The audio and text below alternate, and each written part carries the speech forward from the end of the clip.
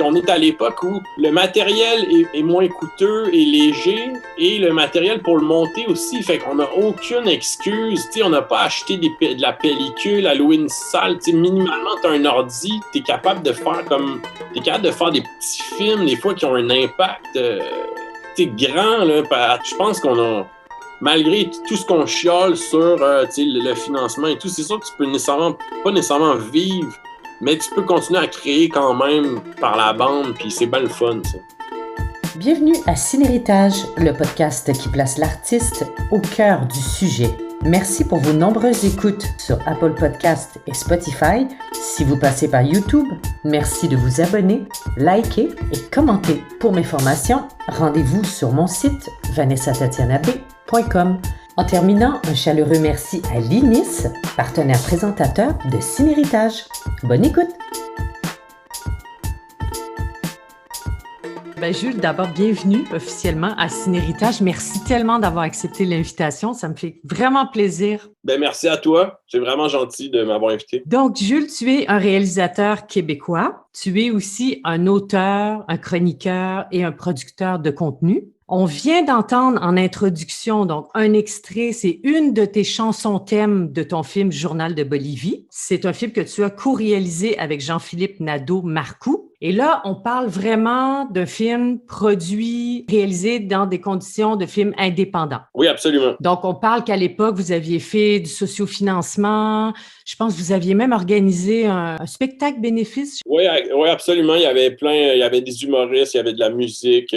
Ça fait loin dans ma tête, ça, quand même, déjà. Oui, je sais. Tu vas replonger dans des souvenirs parce que, tu sais, on parle de Journal de Bolivie. En fait, ton film, c'est vraiment un exemple qui rejoint énormément de gens. Puis de réussir un tournage à l'international avec un petit budget. On parle que vous avez eu autour de 13 000, non? Oui, c'est sûr qu'au niveau financier, c'est ça le montant. Après, si on calcule l'énergie et le temps qui a été mis par moi, mais par d'autres gens autour qui ont donné des coups de main, parfois bénévoles, parfois pour des montants symboliques, en fait, on compense le peu d'argent par une somme d'énergie considérable.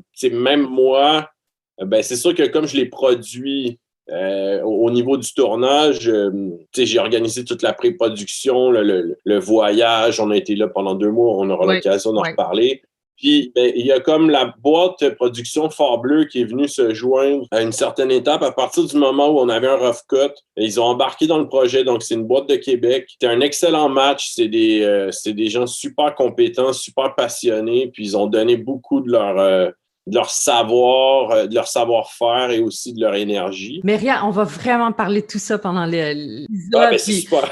On va vraiment, ça, parce que c'est un super de bel exemple. On va partir de la case départ. Donc, d'un côté, tu as l'idée. Puis ensuite, donc, tu sais que c'est en octobre 2017, il y a cette commémoration. Exact. Oui, absolument. Donc, entre l'idée puis octobre 2017, il y a combien de temps? Mais l'idée, je te dirais que la prémisse de l'idée a démarré en 2014 parce que moi, j'étais allé en Bolivie, puis il y a l'héritage du Che qui était déjà présent, mais j'aurais bien aimé aller à la Higuera à ce moment-là, donc qui est l'endroit où il a été assassiné. Et grâce à ma famille dans laquelle je vivais à ce moment-là, il y a un petit village, on m'amène dans leur village natal, donc Villa Serrano. Et là, le grand-père me raconte des anecdotes d'époque. Il dit, moi, j'étais petit, on s'est rendu dans les montagnes quelques jours après son assassinat, sa capture, et là, on voit les traces de balles. Et dans le journal du Che, il parle de ce village. Donc, il y a un détachement de soldats qui était parti de là. Donc, tout cette immersion dans l'histoire réelle sur le terrain, ça a germé. Puis c'est surtout aussi un village où il n'y a pas de touristes. Bon, on est en 2014. Après ça, moi, si tu dis, on a envie de revenir en Bolivie et tout, puis là, j'apprends qu'il y a les commémorations, puis je me dis, là, ça serait le meilleur moment d'y aller, en fait. Ça serait de voir qu'est-ce que les Boliviens ont à nous raconter là-dessus. On ne sait pas comment ça va se dérouler, mais je sais au fond de moi qu'il y a quelque chose à aller faire là. Là, tu as ciblé ce moment précis. Donc... Sans avoir de scénario défini, je sais qu'il y a un moment et c'est comme instinctif. Donc là, qu'est-ce que ça dit en laps de temps? As-tu le temps de déposer en scénarisation? J'ai le temps, mais en fait, je dépose au Conseil des arts du Québec. Mais c'est bien compliqué pour moi de déposer avant parce que les demandes de subventions demandent que le film soit scripté, même des documentaires, tu sais. Donc, à mon avis, c'est un peu une erreur parce qu'on peut pas scripter quelque chose. Je crois beaucoup au moment, tu sais, en documentaire, des fois, c'est dur de définir en plus ce qui va se passer dans 3 mois à des centaines de milliers de kilomètres de là. Donc, j'essaye. Ça fonctionne pas, mais je m'y attendais quand même parce que je pouvais pas produire des documents qui sont si exhaustifs. Alors, on y va avec le socio-financement, spectacle-bénéfice, les dons. Puis, on a assez pour partir avec une mini-équipe qui était moi et Jean-Philippe. OK, donc là, c'est intéressant. Il y a eu quand même une tentative auprès du calque, mais c'est un bon point que tu amènes, même en documentaire. Oui, ça prend quand même un scénario. En documentaire, c'est vraiment pas évident. Où est-ce que tu trouves ta frontière en ce qui est attendu de la part des institutions et toi, ta liberté? C'est où ta zone de confort entre les deux? Ben, moi, en fait, je l'ai déposé pour dire. Puis, en fait, une des trucs, tu sais, j'ai essayé d'y aller le plus précisément possible de ce que j'essayais de penser que ça pouvait être. Démarche. Mais tu sais, moi, en fait, je demandais pas un montant incroyable et on m'a dit que le montant que je demandais était irréaliste par rapport à ce que je voulais faire. C'est-à-dire que c'était trop peu. On s'imaginait que j'allais pas être capable de le faire avec ce montant-là. Tu sais, c'était comme, OK, dans ce cas-là, moi, je vais procéder autrement, puis je redéposerai au moment où j'ai quelque chose à leur montrer. Sociofinancement, il y a d'autres cinéastes aussi qui ont fait la tentative, qui ont obtenu quand même des fois un montant important. Il y en a d'autres qui n'osent pas.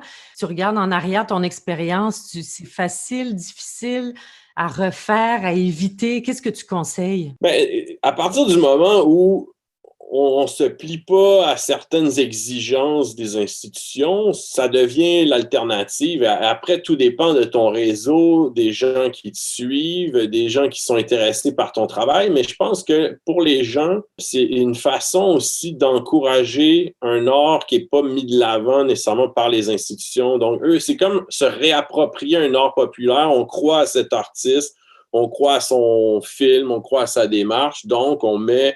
Et tu sais, c'était bien le fun parce que tu avais autant de. Ça pouvait aller de 5 à 500 là. Puis les gens ont contribué à la mesure de leurs moyens. Puis moi, ça m'a vraiment touché qu'on réussisse ça. Et à partir de là, en fait, c'est là la pression de dire bon, là, maintenant, les gens m'ont fait confiance, je m'en vais là-bas et je dois revenir avec quelque chose qui se tient. Là. Il y a une pression supplémentaire à ce niveau-là pour moi. De ne pas décevoir le public. OK, c'est intéressant. Donc là, vous avez ce montant.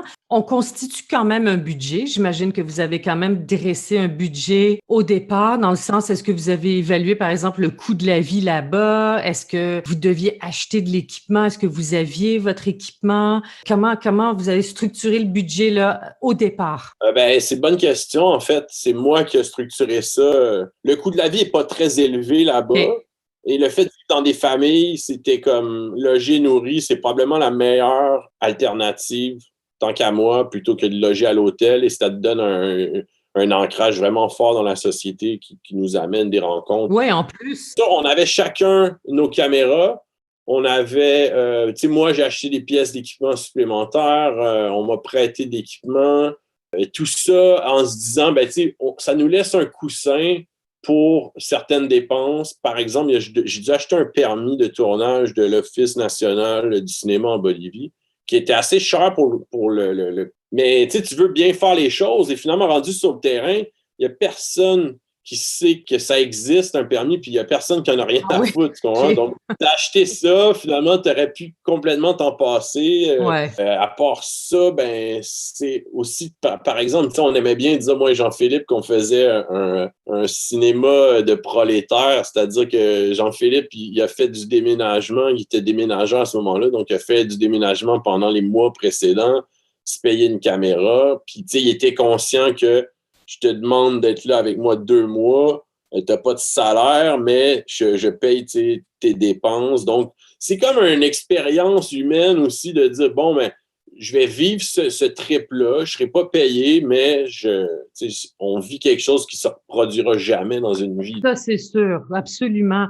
Et si on revient à ce budget de départ, est-ce que tu as eu le réflexe d'inclure la partie de la post-prod ou tu t'es dit, étant donné que le budget est quand même restreint, ça part dans la production et après, je vais me soucier d'aller demander de l'aide pour la post-prod? Ben oui et non. En fait, en faisant, moi, j'ai souvent produit mes trucs, donc je suis conscient de ce que je peux faire, de ce que je peux faire moi-même, de l'aide que je peux avoir, des gens qui décident d'embarquer. Ça a souvent été comme ça, des collaborateurs qui donnent un coup de main parce qu'ils croient au film. Mais là, tu te dis, bon, tu sais, à ce stade-ci, je fais un long métrage, je vais faire une demande. Je veux dire, à partir du moment où on va, tu sais, je fais une petite Oui. parenthèse, mais à partir du moment où on revient de Valle Grande, où on a la majeure partie du film, là, on sait qu'on a quelque chose. Là, on peut penser à se dire, bon, mais à partir du moment où on a un rough cut, c'est tellement bon que je verrais mal qu'on nous refuse. Là, on sait exactement ce qu'on fait. Il n'y a pas de demi-mesure. On va pas de tous les sens. Le film est structuré. Là, le film est tourné et monté. Puis là, on a fait des demandes à tout, au Calque, au CAC, à Téléfilm, Sodec. OK. Pour des montants quand même assez dérisoires, en fin de compte. Pour avoir, par exemple, est-ce qu'on peut se payer un coloriste, se payer notre mixeur de son, des choses que moi, je fais pas. Ouais. Et finalement, c'est Jean-Philippe, le directeur photo, co-réalisateur, qui a fait la colorisation, puis il a mis un souci à ce niveau-là. Il l'a fait sur son temps, mais il a mis vraiment tout son talent, qui n'est pas un vrai coloriste. On s'entend que c'est un peu frustrant. Tu dis, nous, on avait tel coloriste en tête, que c'est son métier. Ouais. Mais bon, finalement, on n'a eu aucune subvention, mais on a continué une fois que le film est tourné, tu peux pas t'arrêter là. C'est ça. Donc, tu t'es dit, on part en tournage, puis on va penser au reste après. C'est une étape à la fois, là. J'ai jamais douté que le film se finirait, en fait. À partir du moment où on est là-bas, là, c'est comme ton cerveau, il travaille fort pour construire le film. Puis tu as un scénario A qui était, bon, je ne vais pas brûler les étapes pour les gens qui ne l'ont pas vu, mais qui était de retourner dans un groupe de militants guévaristes boliviens qui, eux, faisaient la route du Tché dans les montagnes quand ils étaient dans la vingtaine pour vivre un peu le sacrifice du Tché et de ses compagnons boliviens. Et là, ils nous montrent leurs archives, ils nous donnent leurs archives, et là, on voit ça. Et c'est des vidéos d'une qualité un peu désagrégée, mais tellement fantastique. Ce qui est là, on dit, c'est un peu à la manière de Perrault. Est-ce qu'on peut refaire avec eux la route du Tché 15-20 ans après leur première fois? Puis là, si c'est ça le scénario de rêve, on a un plan B, mais en même temps, tu te dis, tout converge vers ce scénario de rêve, il faut que ça soit ça. À partir du moment où ça se fait, là, je veux dire, tu peux pas ne pas compléter le film. Exactement. Exact. Mais il faut y croire aussi. Il faut partir avec la conviction aussi. C'est sûr, on s'épuise tellement qu'on y croit. On se donne, on arrive au fil d'arrivée. On est épuisé, mais on est tellement heureux parce qu'on a fait un film en toute liberté. Il n'y a personne qui se met le nez dedans et qui dit « Ouais, ça me convient pas, le télédiffuseur appréciera pas tel truc. Ouais. » Ma seule restriction, c'est le temps et l'argent de réussir à combiner ça. Exactement.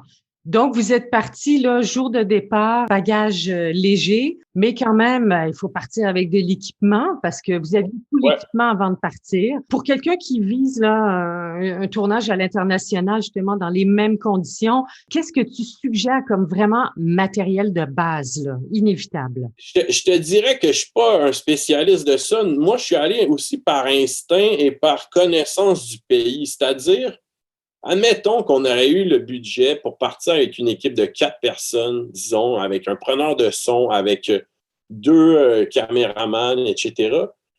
Il y a un facteur qui fait que qui te permet moins de mobilité et qui peut être plus intimidant aussi, c'est-à-dire tu débarques avec t'es des étrangers, débarquent, le gars avec sa perche, les grosses caméras, les trépieds, l'éclairage. Là, nous, on se retrouve à être une équipe réduite, très réduite, mais extrêmement mobile. Et au bout du compte, rapidement, la distance tombe parce qu'on devient amis avec eux. Donc, on se fond dans l'environnement, même si on est étranger. Nos amis sont là, ils gagnent confiance en nous. Ils oublient même la caméra. Ils oublient. Exactement. Et ça, cet élément-là je te dirais, de rapidité d'exécution sur le terrain, ça fait une énorme différence tant qu'à moi, parce que j'avais déjà vécu en Belgique le regard quand il arrive avec une équipe, avec un perchiste, avec... Fait que là, tu dis, bon, mais nous, on est capable de réduire ça pour aller chercher autre chose. Tu sais, au niveau technique, nous, on avait 2 DSLR. Moi, j'avais un kit, j'ai des vieilles lentilles Minolta qui donnent un rendu que j'apprécie beaucoup. Jean-Philippe tripait beaucoup là-dessus. Puis c'est ça qu'au début, ben, on y va à tâtons, on essaye des trucs, on n'est pas habitué nécessairement de travailler ensemble. Jean-Philippe, ce qui est spécial, c'est qu'il me dit au début du projet, il dit, moi, quand je lui propose, il dit, écoute, j'ai jamais fait de documentaire, je parle pas espagnol et j'ai jamais voyagé. Fait que j'embarque. Ouais, OK, c'est bon. Fait que là, lui, il comprend pas nécessairement ce que l'intervenant me raconte. Donc, lui, la seule chose qui se concentre, c'est de faire une image qui est la plus belle possible. Au fur et à mesure, on avance ensemble, on regarde les roches le soir, puis là, j'ai dit, va plus proche, rapproche-toi, va chercher plus en gros plan, puis à partir d'un moment, il n'y a plus besoin de lui dire, puis là, tu arrives, tu regardes les roches le soir, tu dis, ben voilà, exactement ce qu'on... Ah, c'est génial. Au niveau du son, en fait, on n'avait pas 1000 alternatives. C'est-à-dire que moi, je fais l'entrevue, je peux pas m'occuper de percher en même temps, donc on y va micro-cravate. C'était une excellente alternative. Ça a vraiment bien fonctionné pour moi, pour nous. Et après, je dois dire que le mixeur de son, celui qui a élaboré le créateur sonore aussi des ambiances, c'est Ludovic Fleury. Il a fait un travail incroyable, incroyable. Il a mis un grand souci, il a mis beaucoup de travail, puis ça paraît, tu sais. Donc, nous, on peut faire notre part, mais il y a une part en post-prod aussi qui est bien, bien importante. OK. Au début, on arrive avec le trépied, tu sais. Quand je parlais de la légèreté, mais après quelques jours, tu dis, tu sais, on peut pas être tout le temps à se déplacer, à trimballer tout ce stock-là aussi. La légèreté, ça nous permet vraiment plus. Fait qu'on s'est dit, on fait tout à l'épaule. OK. On l'assume. Pas d'équipement lourd. Puis, au moment de partir sur la route, bien là, on réfléchit, OK, là, on va être tant de jours sur la route, on n'a pas accès nécessairement à de l'électricité. Puis avoir juste trimballé un laptop et tout, c'est la même chose, c'est un souci de plus. Fait que là, on se dit, regarde, on a tant de cartes, on a tant de batteries, on a nos 2 caméras. On essaye de répartir sur le temps qu'on va sur la route parce qu'on ne sait pas quand est-ce qu'on pourra les recharger. OK. On a réussi à toffer jusqu'au retour avec carte et batterie impeccable. Tout aurait pu arriver quand même. Mon Dieu. Ouais, mais rendu là, on est conscient qu'on ne gaspille pas à filmer des trucs inutiles. On sait qu'on y va avec... Ouais. Mais est-ce que... Donc, vous avez pris finalement le côté positif, vous avez focusé en fait sur les avantages d'être une petite équipe de 2 personnes avec l'équipement léger. Vous avez pris les avantages de ce que cette situation-là offre par rapport à, tu sais, être une grosse équipe, ça a d'autres avantages. Mais vous avez pris ces avantages, puis c'est-tu arrivé à un moment donné où il s'est passé des situations tellement inattendues, puis ça arrive vite que là, grouille, ouvre ta caméra, ça presse, puis vous pensiez jamais filmer ces moments-là ou... Ben oui, c'est sûr que, exemple, quand on est arrivé à Valle Grande, donc où il y a les célébrations, là, eux, ils font souvent des cercles où chacun partage sa vision des événements, ils réfléchissent au truc, et là, on participe à ça. Après ça, il y a un feu, et là, ça me donne 2 exemples. C'est que j'avais un ami qui est sociologue et fermier, qui était dans le groupe Juventud Libre à la base et qui devait venir. Finalement, à la dernière minute, il me dit, je peux pas venir, je dois m'occuper de mes vaches. Mais tu sais, vous passez par mon village, donc arrêtez-vous, je vais vous donner une surprise. On s'arrête là, il nous donne des bouteilles d'alcool de maïs qu'il a fabriqué. OK. Puis, arrivé au moment où il y a une espèce de procession, on parle, on jase de politique, on échange sur nos situations respectives, on boit l'alcool de maïs, puis tu sais, on se couche. Jean-Philippe, il va se coucher. Moi, je reste avec eux, partage un moment où tu te dis, j'aurais aimé ça quand même qu'il y ait la caméra à certains moments de cet échange-là tellement riche. Ouais. Mais d'un autre côté, c'est quelque chose que moi, j'ai vécu, puis je l'oublierai pas. Et d'un autre côté, moi, je suis tellement magané le lendemain matin de cette brosse politique avec des Boliviens. Et Jean-Philippe, lui, est allé se coucher tôt, donc il est en forme. Fait que moi, je suis quand même relativement content qu'il soit allé se coucher. Oui. Puis pendant que, à un moment donné, sur le trajet d'autobus, parce que c'est des trajets Oui, c'est sinueux. dans les routes de terre, dans les montagnes. Là, à un moment donné, moi, je dis, je vais faire une petite sieste, une demi-heure. Je suis un peu au bout de ma batterie. Puis là, Jean-Philippe, les gars sont dans le fond en train de chanter, tu sais. Puis là, Jean-Philippe, il a comme la confiance s'est vraiment établie entre nous et eux. Il n'y a plus de distance. Puis là, Jean-Philippe disait, hey, je vais aller m'asseoir avec eux. Fait qu'il part avec la caméra. Moi, je somnole. Il revient. Là, on voit les images de champ à peu près à 30 cm du visage. Et là, c'est comme ces moments d'humanité-là, on en avait besoin et on les a eus, par exemple. Oui, c'est un super de bel exemple, c'est vrai, c'est vrai. Donc, le tournage s'est échelonné sur environ 2 mois. Ouais. OK, là, vous revenez au pays avec vos images, votre stock, et là, ben, il faut penser à la post-prod.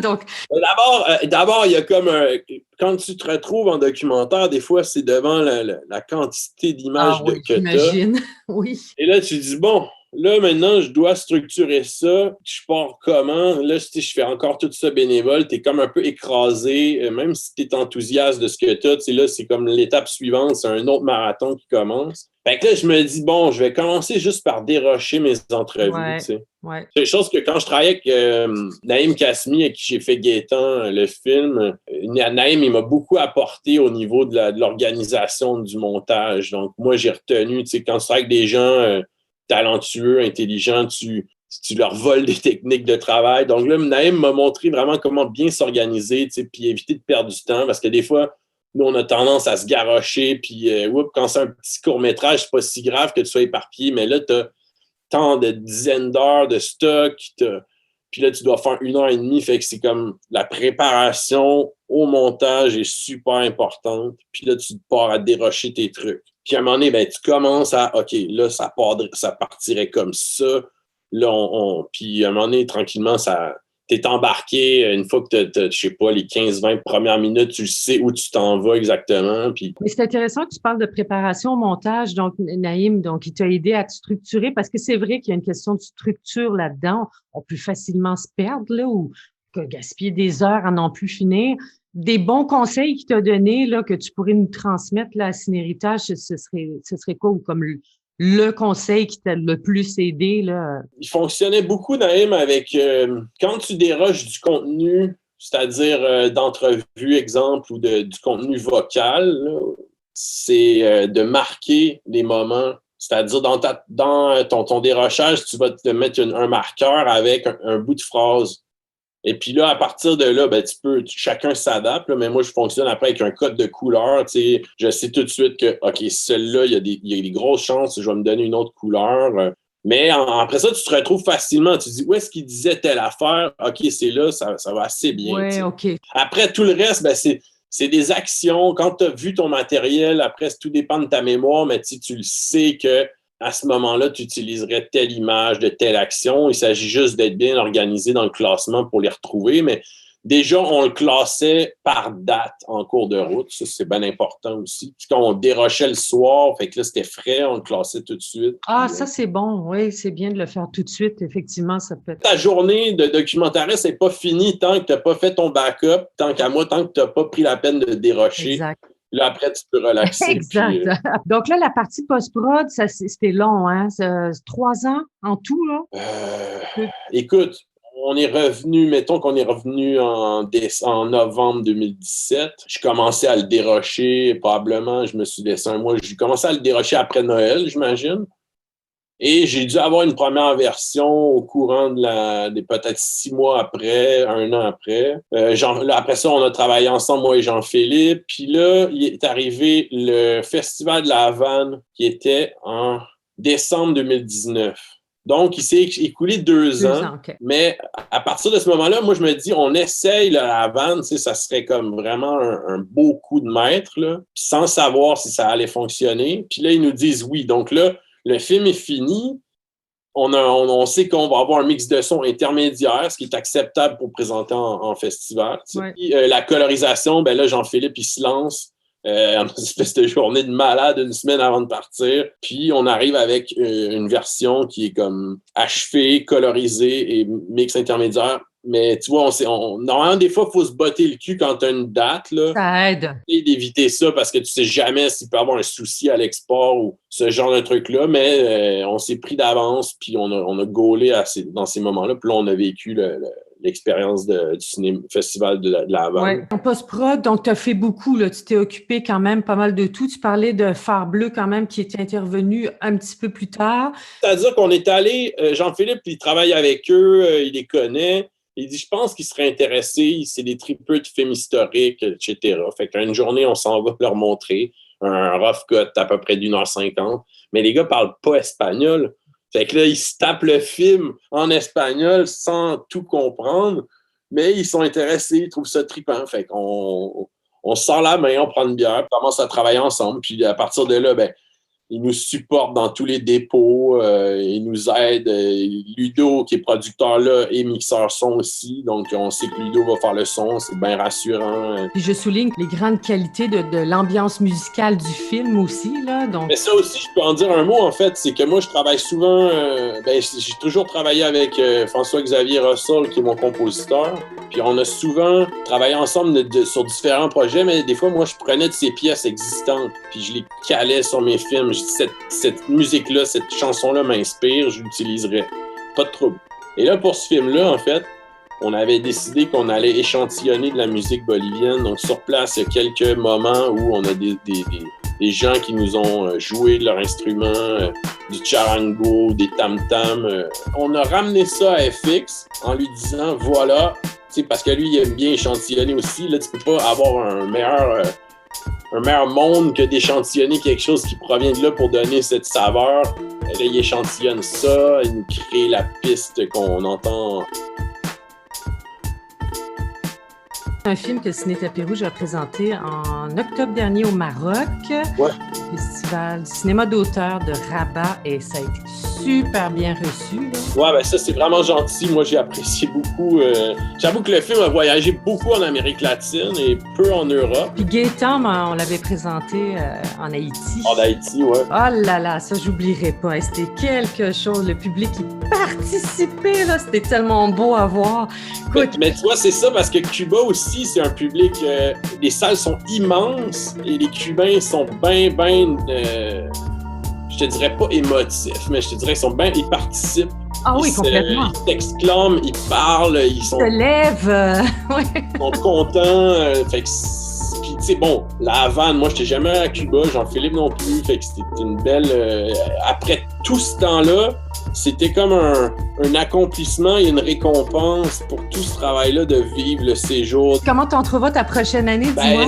Comme d'habitude, là, j'ai 150 projets. Des fois, c'est le fun parce que tu te dis, il y a des scénarios des fois qu'on met dans un tiroir puis on le fera jamais. Puis quand j'étais à l'université, il y avait j'avais suivi un cours avec Denis Héroux, défunt producteur qui était comme dans ses dernières années, mais c'était un gars hyper brillant, hyper généreux, puis il avait beaucoup d'audace, puis il m'a beaucoup enseigné sur de pas te laisser abattre, puis de trouver la solution, en fait. Bon, comme producteur, tu sais, j'aime pas tant l'étiquette de producteur, moi je le fais par dépit, parce que j'ai jamais personne qui produisait mes trucs, mais j'ai ce côté-là quand même, tu sais, de dire, bon, mais c'est de l'organisation au bout du compte de la production, tu sais, puis de foncer, puis de dire, ça vaut pas la peine d'attendre un truc. Puis si tu as à attendre, au moins, tu sais, aie d'autres projets en cours de route.